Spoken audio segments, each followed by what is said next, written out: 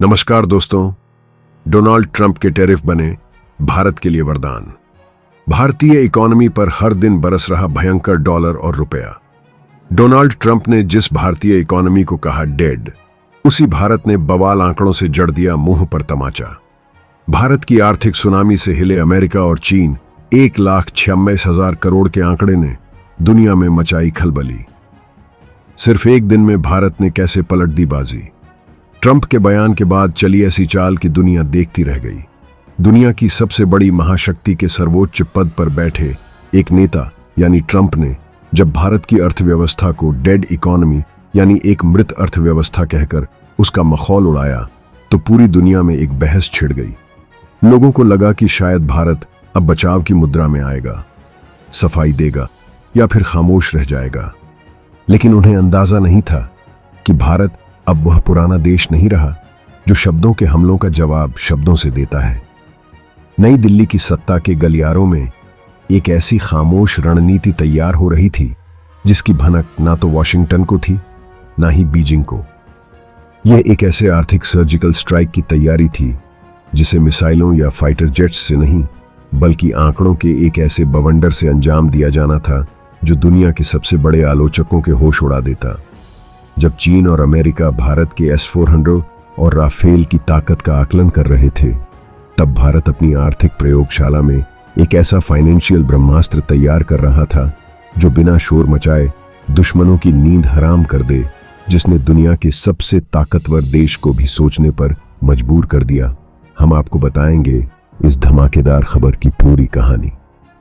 तो बने रहिएगा वीडियो पर और इस संबंध में आपके जो भी विचार हो कमेंट में लिखकर जरूर बताइएगा। खेल तब शुरू हुआ जब अमेरिका के पूर्व राष्ट्रपति डोनाल्ड ट्रंप ने अपने एक भाषण में भारत पर निशाना साधते हुए उसकी अर्थव्यवस्था को डेड यानी खत्म हुई अर्थव्यवस्था बता दिया। यह सिर्फ एक बयान नहीं था, यह भारत के स्वाभिमान पर सीधा हमला था। यह उस देश का अपमान था जो दुनिया की सबसे तेजी से बढ़ती हुई अर्थव्यवस्था बनने का दम भर रहा था। दुनिया भर के मीडिया चैनलों पर यह खबर आग की तरह फैल गई। चीन और पाकिस्तान का मीडिया इसे अपनी जीत की तरह पेश करने लगा। उन्हें लगा कि भारत अब वैश्विक मंच पर कमजोर पड़ गया है, लेकिन वह एक बहुत बड़ी गलती कर रहे थे। वह भारत की उस खामोश ताकत को कम आंक रहे थे जो पर्दे के पीछे रहकर काम करती है। ट्रंप का बयान आए अभी 24 घंटे भी नहीं बीते थे कि भारत सरकार ने एक ऐसा आंकड़ा जारी किया जिसने वॉशिंगटन से लेकर बीजिंग तक भूचाल ला दिया। यह आंकड़ा था जुलाई 2025 के जीएसटी कलेक्शन का। एक ऐसा नंबर जो सुनने में तो सिर्फ एक सरकारी आंकड़ा लगता है, लेकिन असल में यह भारत का दुनिया को दिया गया एक मुंह तोड़ जवाब था। आंकड़ा था Rs1,96,000 करोड़। जी हाँ, आपने सही सुना। एक महीने का टैक्स कलेक्शन लगभग 8 लाख करोड़ के पार। यह आंकड़ा पिछले साल के इसी महीने यानी जुलाई 2024 के 1.82 लाख करोड़ से 7.5% ज्यादा था। इतना ही नहीं, ये पिछले महीने यानी जून 2025 के 1.24 लाख करोड़ के कलेक्शन से भी कहीं ज्यादा था। ये कोई मामूली उछाल नहीं था, ये एक आर्थिक सुनामी का संकेत था। ये इस बात का सबूत था कि भारत की अर्थव्यवस्था डेढ़ नहीं बल्कि पहले से कहीं ज्यादा जिंदा और ताकतवर है। ये वो तमाचा था जो बिना हाथ उठाए सिर्फ आंकड़ों की ताकत से मारा गया था। यह नंबर चीख चीख कर कह रहा था कि भारत के लोग जमकर खरीदारी कर रहे हैं, देश की फैक्ट्रियों में दिन रात उत्पादन हो रहा है और भारत का आर्थिक इंजन फुल स्पीड से दौड़ रहा है। ट्रंप, जिसे डेड इकोनॉमी कह रहे थे, वह असल में एक सोता हुआ शेर था जो अब जाग चुका था और उसकी दहाड़ पूरी दुनिया सुन रही थी। ये आंकड़े किसी नेता के भाषण का जवाब नहीं थे, ये 140 करोड़ भारतीयों की मेहनत और विश्वास का परिणाम थे जिसने दुनिया के सामने भारत का सिर गर्व से ऊंचा कर दिया। अब सवाल यह उठता है कि आखिर यह चमत्कार हुआ कैसे। जिस अर्थव्यवस्था को दुनिया के बड़े बड़े एक्सपर्ट्स वैश्विक मंदी की आशंका के चलते सुस्त बता रहे थे, उसने अचानक ऐसी रफ्तार कैसे पकड़ ली। इसका राज छिपा है भारत सरकार की उस गुप्त रणनीति में जिसे कंजम्पशन डिप्लोमेसी का नाम दिया जा सकता है। भारत के नीति निर्माता यह बात अच्छी तरह जानते थे कि अगर देश को आर्थिक रूप से आत्मनिर्भर बनाना है तो हमें विदेशी निवेश या निर्यात पर निर्भरता कम करनी होगी। असली ताकत तो देश के अपने नागरिकों की खर्च करने की क्षमता में है।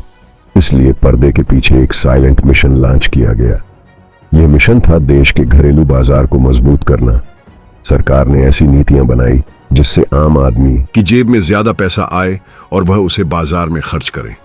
घरेलू राजस्व में 6.7% की भारी बढ़ोतरी इसी रणनीति की सफलता का सबूत है।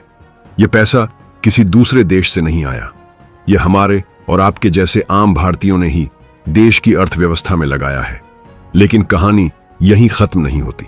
इस सफलता का एक और बड़ा हीरो है, एक ऐसा अदृश्य हथियार जिसके बारे में ज्यादा बात नहीं होती। यह हथियार है जीएसटी रिफंड सिस्टम। सरकार ने जुलाई के महीने में जीएसटी रिफंड में 6.8% की रिकॉर्ड बढ़ोतरी की और व्यापारियों को Rs 7 वापस लौटाए। अब आप सोचेंगे कि सरकार के पैसे लौटाने से देश को क्या फायदा? फायदा बहुत बड़ा है। इसे एक उदाहरण से समझिए। मान लीजिए आप एक छोटी फैक्ट्री के मालिक हैं। आपने कच्चा माल खरीदा और उस पर सरकार को जीएसटी चुकाया। फिर आपने अपना सामान बनाकर बेचा और ग्राहक से जीएसटी वसूला। अब सरकार आपके द्वारा चुकाए गए जीएसटी को बहुत तेजी से आपको वापस कर देती है। इससे क्या होगा? आपके पास तुरंत काम करने के लिए पैसा आ जाएगा। आप उस पैसे से और कच्चा माल खरीदेंगे और उत्पादन करेंगे, नए लोगों को नौकरी देंगे। यही वो गुप्त इंजन है जो देश के लाखों छोटे और मझोले उद्योगों यानी एमएसएमईज को बिना किसी बैंक लोन के आत्मनिर्भर तरीके से चला रहा है। यह भारत की माइक्रो इकोनॉमिक वेपनरी का हिस्सा है, जिसकी भनक ना तो आईएमएफ को लगी और ना ही वर्ल्ड बैंक को। यह वह खामोश क्रांति है जो भारत को फ्रेजाइल 5 यानी दुनिया की 5 सबसे कमजोर अर्थव्यवस्थाओं के समूह से निकालकर आज दुनिया की टॉप 5 सबसे बड़ी अर्थव्यवस्थाओं में खड़ा कर चुकी है। और अब तो लक्ष्य दुनिया की तीसरी सबसे बड़ी आर्थिक महाशक्ति बनने का है, जो अब दूर नहीं लगता। ट्रंप के बयान के ठीक एक दिन बाद इन आंकड़ों को जारी करना सिर्फ एक संयोग नहीं था। यह भारत की सोची समझी डाटा डिप्लोमेसी का एक मास्टर स्ट्रोक था।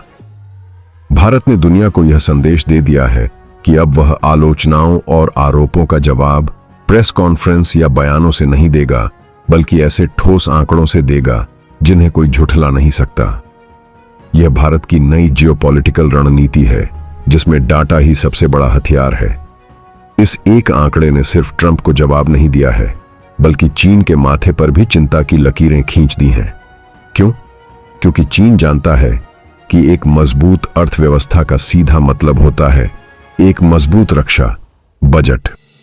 जब भारत का टैक्स कलेक्शन बढ़ता है तो उस पैसे का एक बड़ा हिस्सा देश की सुरक्षा और रक्षा अनुसंधान यानी आरएडी पर खर्च होता है।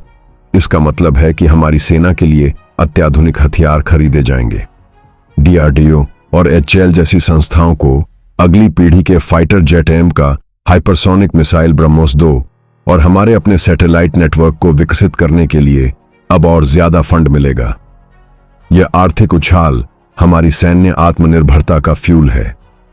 जब हमारी अर्थव्यवस्था मजबूत होती है तो हम चीन जैसे देशों पर अपनी निर्भरता कम करते हैं। आज दुनिया की बड़ी बड़ी अमेरिकी कंपनियां, चाहे वह एप्पल हो, गूगल हो या टेस्ला, भारत में निवेश करने के लिए मजबूर हैं। वह भारत के विशाल बाजार को नजरअंदाज नहीं कर सकते। यह स्थिति ट्रंप की डेड इकोनॉमी वाली थ्योरी को खुद अमेरिका के लिए ही एक कूटनीतिक सिरदर्द बना देती है। यह भारत की छुपी हुई आर्थिक शक्ति का ही कमाल है कि जो देश एक दशक पहले तक फ्रेजाइल 5 में गिना जाता था, वो आज दुनिया की आर्थिक चर्चा का केंद्र यानी एक ब्राइट स्पॉट बन गया है।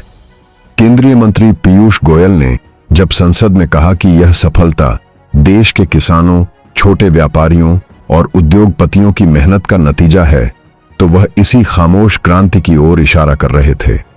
यह आंकड़े सिर्फ नंबर्स नहीं है, यह नए भारत की उस आर्थिक शक्ति का ऐलान है जो चुपचाप मगर बहुत ही ढांसू तरीके से दुनिया पर अपनी छाप छोड़ रही है। यह इस बात का प्रमाण है कि भारत अब सिर्फ एक उभरती हुई शक्ति नहीं, बल्कि एक स्थापित हो चुकी महाशक्ति है, जिससे टकराने से पहले दुनिया की सबसे बड़ी ताकतों को भी 100 बार सोचना होगा। जय हिंद, जय भारत।